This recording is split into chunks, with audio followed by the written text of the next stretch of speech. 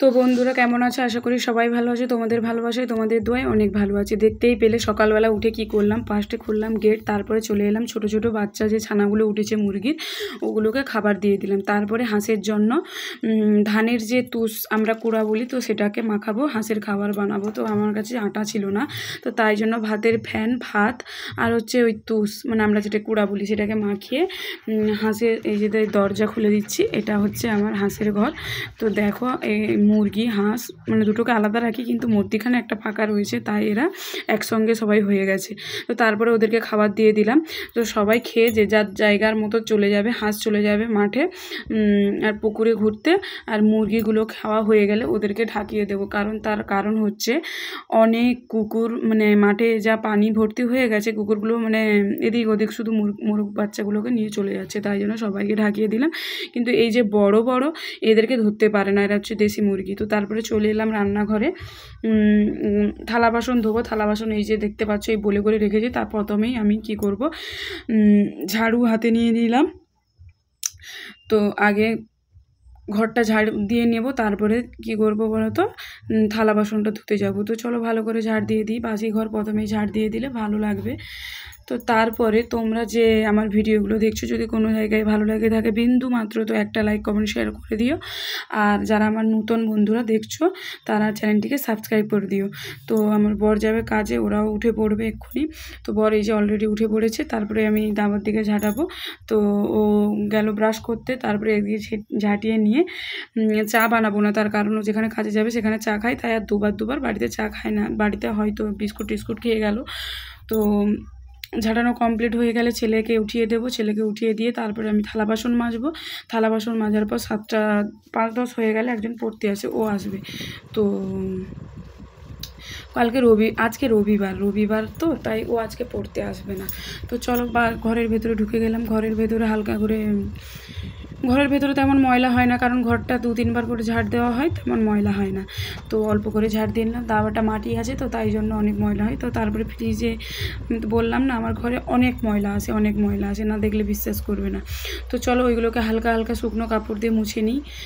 মাঝে মাঝে মোছা হয় 2-3 দিন ছাড়া, মানে প্রচুর ময়লা হয় প্রচুর।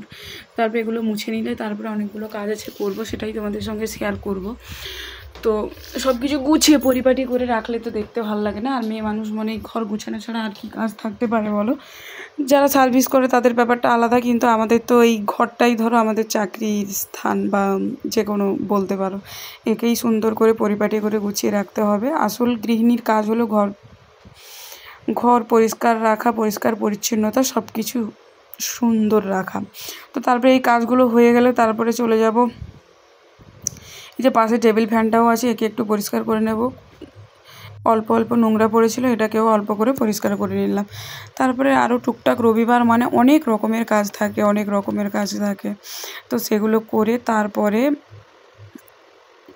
অল্প করে ঝাড়িয়ে নিলাম। তারপরে চলে এলাম এই মিট কেসটার ওপরে। দেখো কতগুলো নোংরা পড়েছে, কত নোংরা, প্রায় মানে 2 দিন ছাড়া করে ঝাড়তে হয়, না হলে নোংরা তো জমে জমে পাহাড় হয়ে যাবে। তো সব কিছু অল্প অল্প করে ঝাঁটিয়ে তারপরে আমার আরও অনেক কাজ আছে, সেটাও তোমাদের সঙ্গে শেয়ার করব। আর তোমাদের একটা লাইক একটা কমেন্টে আমাদের ভিডিও বানাতে অনেকটা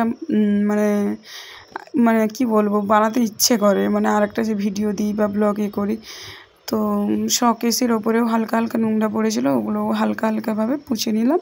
মানে রোজ মুছে নিলে ময়লাটা থাকে না, যদি 3-4 দিন পরে করে মুছো তো অনেকটাই ময়লা জমে থাকে।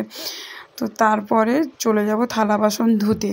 থালা বাসন এখনও ধোয়া হয়নি। তো আমার তো পুকুর নেই, কলও নেই, তো পানি আমি নিয়ে আসি বালতি ভরে। তো তারপরে থালা বাসনগুলোকে আমি ধুয়ে নিই এভাবে। তো এটা পেছন পাশে 1 বালতি জল নিয়ে নিয়েছি, আর বাসি থালাগুলো নিয়ে নিয়েছি, ভালো করে ধুয়ে নেব। তো পুকুর থাকাটা যে কতটা ভালো, আমার নেই তাই আমি বুঝতে পারছি, যাদের আছে তারা তো অনেক ভালো। তো পানির ট্যাপটাও হচ্ছে না, হবে আলহামদুলিল্লাহ, ধীরে ধীরে সব কিছু হবে। তো সবুরের ফল মিষ্টি হয় সেটা জানো তো, তো ধীরে ধীরে হবে, সেটা টেনশন করতে হবে না। তো এখন আমি বাসনগুলো ধুয়ে নেব।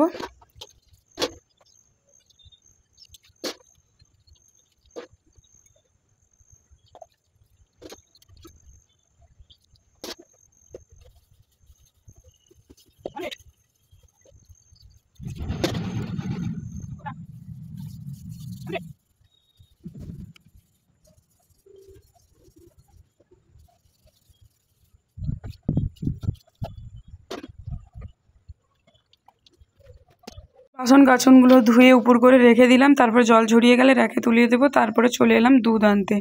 আমি কি করি, সন্ধ্যাবেলা দুধটা গরম করে ছেলেকে একটু খাইতে দিয়ে দিই, আর বাকিটা ফ্রিজের মধ্যে রেখে দিই।